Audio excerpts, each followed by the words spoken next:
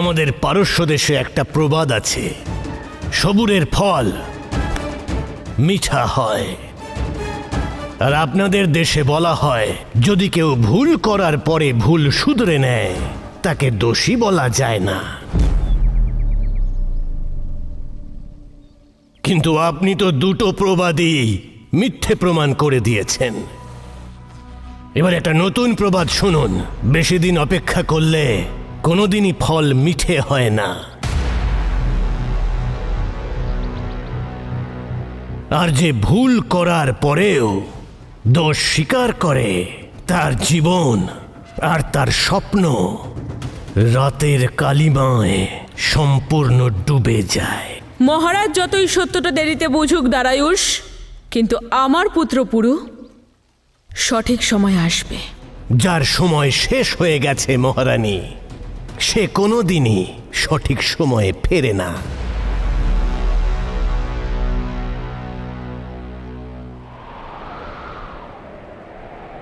কি মহারাজ অম্বে,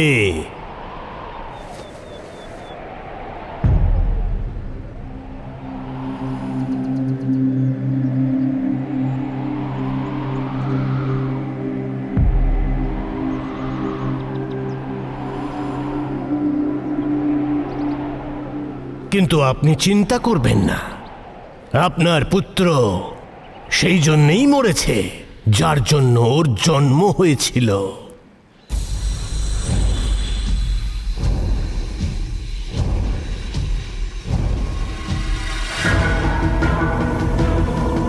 একজন বিদেশির সঙ্গে লড়াই পূর্বক মরেছে আপনার পুরু।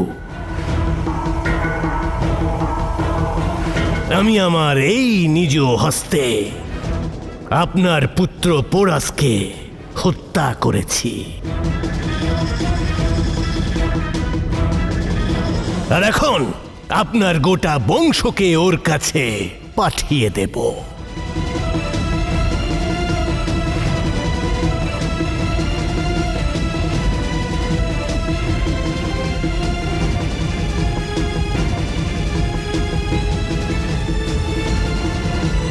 পরপারে ওর কাছে ক্ষমা চেয়ে নেবেন।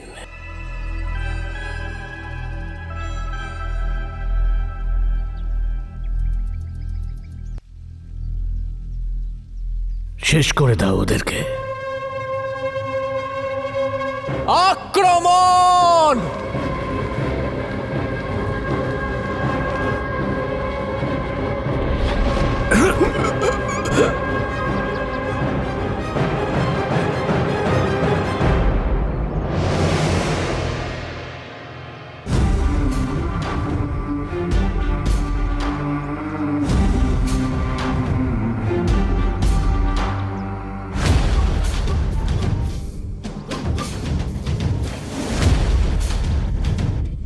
পুরু,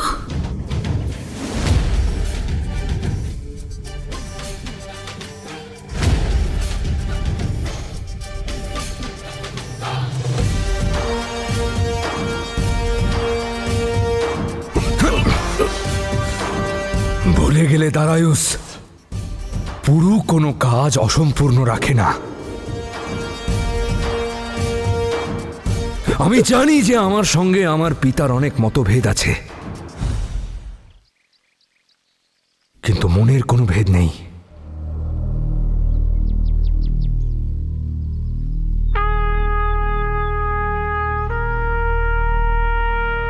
পুরু থাকতে তুমি তার কোনো ক্ষতি করতে পারবে না। যার রক্ত পুরুর শরীরে বইছে,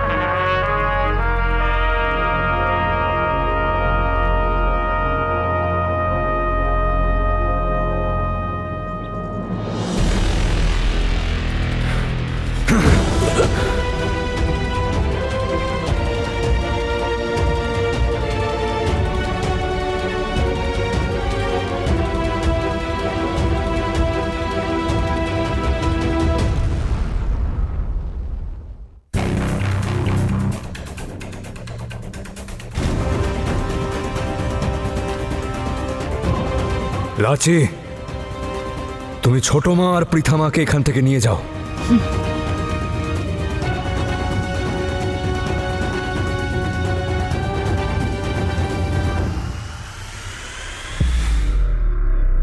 একুশ বছর ধরে যে দেশের ওপর প্রভুত্ব করার জন্য আমি অনেক পরিকল্পনা করেছি, তোমার মনে হয় তুমি একটা ছোট্ট ছুরি দিয়ে সেই দারায়ুসকে আটকাতে পারবে?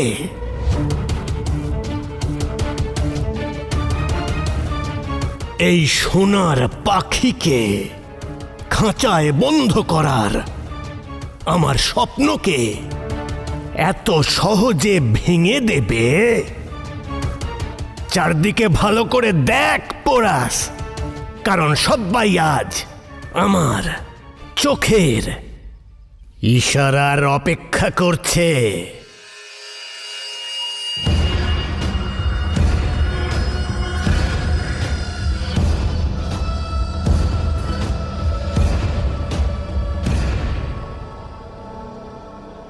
আমার একটা ইশারায় তোমার সাথে সাথে তোমার প্রত্যেকটা শুভাকাঙ্ক্ষী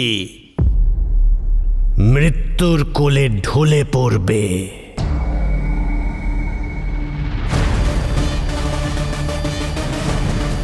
এই যে এখানে সব সেনাদের দেখছো, ওরা শুধু সেনা নয়, সেনার পোশাকে নেকড়ে, যারা তোমাকে চতুর্দিক দিয়ে ঘিরে রেখেছে।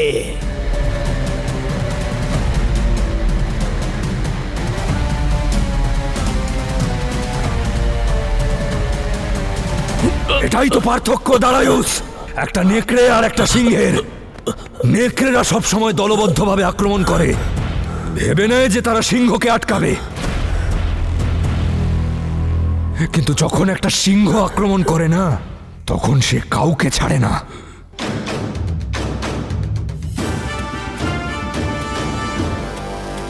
পোরাস, তার মানে তুই নিজেকে সিংহ বলে মনে করিস? প্রতিটা সন্তান যার মাতা পিতার ওপরে কেউ আক্রমণ করে, সে নিজেই সিংহ হয়ে ওঠে।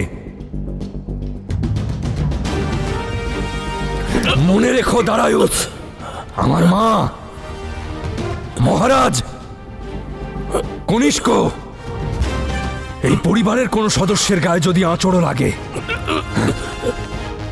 যেই ধরিত্রীকে তুমি ধুলোয় মেশাতে গিয়েছিলে, সেই ধুলোতেই আমি তোমায় মিশিয়ে দেব।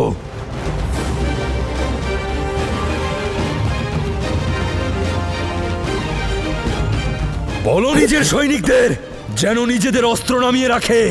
আর যদি না বলি তাহলে? যে যত বড় লোভী হয়, সে ততটাই কাপুরুষ হয় দারায়ুস। এই পৃথিবীতে তুমি সবচেয়ে বেশি কাকে ভালোবাসো আমি জানি, আর সেটা হলো তোমার নিজের প্রাণকে। তোমার নিজের প্রাণের মূল্যে তুমি কিচ্ছু করবে না।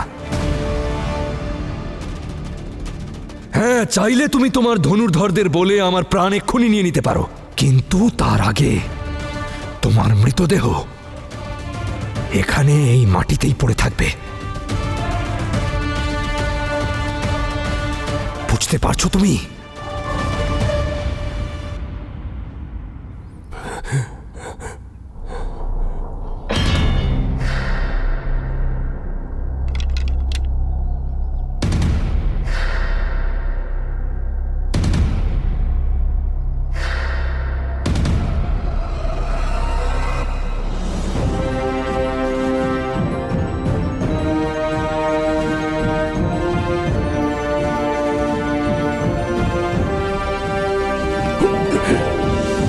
তবে আমাকে হত্যা করলে তুমি খুব একটা কিছু পাবে না পোরাস। তোমাকে মেরে ফেলা তো আমার জন্য খুবই সহজ দারায়ুস, কিন্তু 21 বছর ধরে যে পরিস্থিতির মধ্যে আমার দেশকে তুমি নিয়ে গেছো, তারপরে তো সরল মৃত্যু তোমাকে কিছুতেই দেওয়া যাবে না। আর আজ পৌরব রাষ্ট্রের সামনে তোমার সব কার্যের হিসেব হবে। তোমার প্রত্যেকটা আক্রমণের, তোমার প্রত্যেকটা ষড়যন্ত্রের, আর হিসেবটা আমি করব।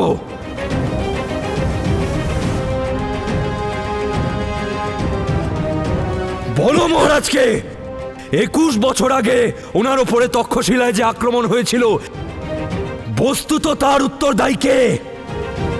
বল।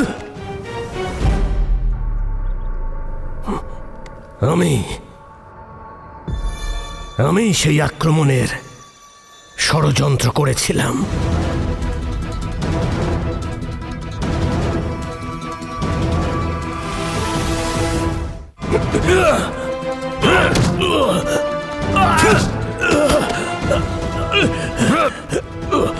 আমার মা মহারানী অনুসূয়ার উপর যে আক্রমণ হয়েছিল, তার পেছনে কার হাত ছিল? বল মহারাজকে। আমি অমাত্য শিব দত্তর সঙ্গে মিলে মহারানী অনুসূয়াকে হত্যার ষড়যন্ত্র করেছিলাম।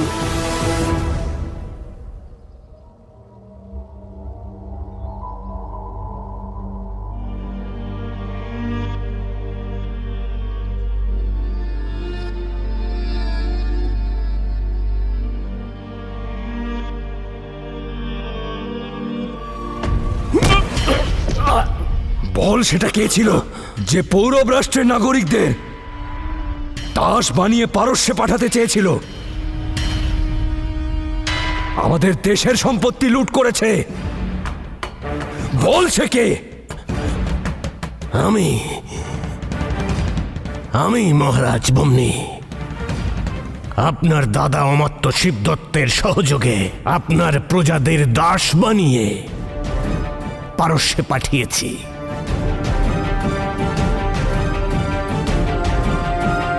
পৌরব রাষ্ট্রের সমস্ত ক্ষতি আমার দ্বারা নিয়ন্ত্রিত হয়েছে।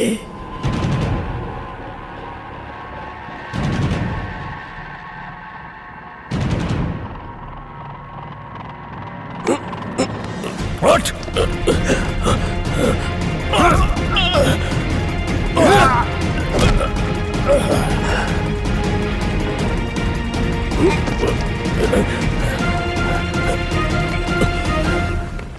সে কে ছিল যে আমার বাবার প্রাণ নিয়েছিল? বল কে ছিল? কে ছিল? বল, উত্তর দে।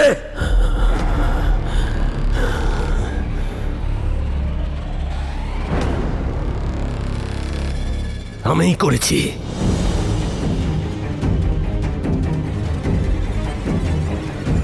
আমার নির্দেশেই আপনার সেনাপতি রিপুদমনকে সেনারা তীরবিদ্ধ করে মেরে ফেলেছিল।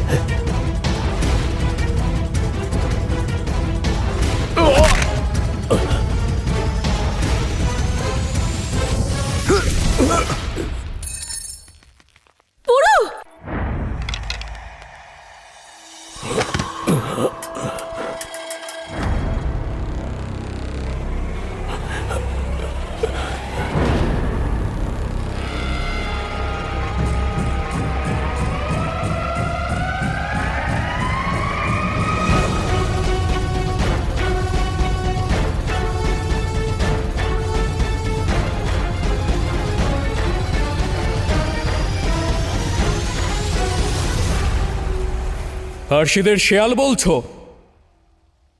আর এই সিংহকে ভুলে গেলে, যাকে বহু বছর আগে তোমার পরিবার আঘাত করেছিল? আর এক আহত সিংহ যা খুশি করতে পারে। এসো, আমার সঙ্গে যুদ্ধ করো। সিংহ বলো নিজেকে, তাহলে করো এই সিংহের সাথে যুদ্ধ একা।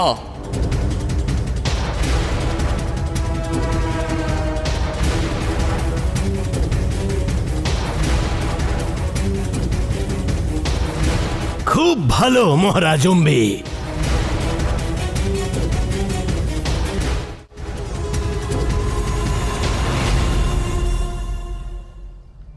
প্রতিশোধ যতটাই পুরনো হয়ে থাকে ততটাই মারাত্মক হয়ে যায়। 21 বছর আগে যে আঘাত পেয়েছিলেন তাতে শুশ্রূষার ব্যবস্থা করুন মহারাজ অম্বি। এগিয়ে আসুন, কেউ হস্তক্ষেপ করবে না আপনার আর আপনার প্রতিশোধের মাঝখানে।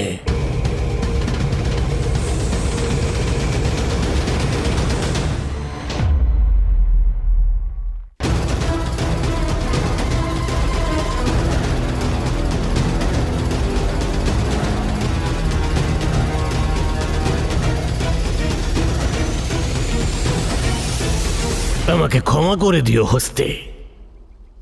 তোমার বাবার সঙ্গে আমার কোনো ব্যক্তিগত শত্রুতা ছিল না, কিন্তু তোমার বাবা একটু বেশি আবেগপ্রবণ হয়ে পড়েছিল, আর আবেগের বশবর্তী হয়ে সে আমার রাস্তার প্রতিবন্ধকতা হয়ে তোমার বাবা সেই রাস্তাই বেছে নেয় যে রাস্তায় আজ পোরাস এসেছে।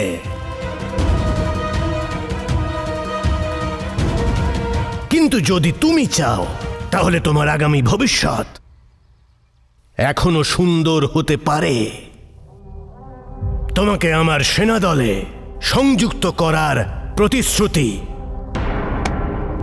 এখনো বলবৎ আছে।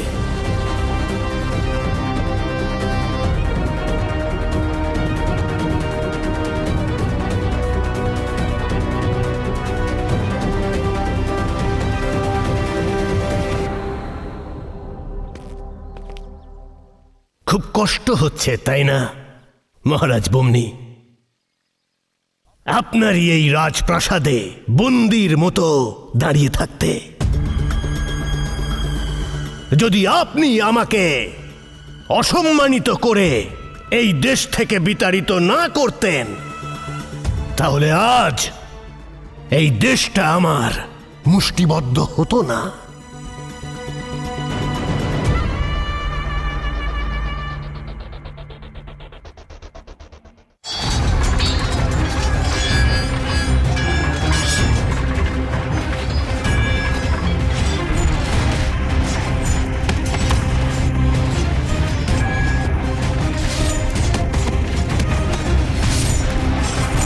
এই দিনটা ইতিহাস সব সময় মনে রাখবে, কারণ এই দিন আমি ম্যাসিডোনিয়ার প্রথম শাহ হিসেবে পারস্যের সীমানায় এসে উপস্থিত হয়েছিলাম।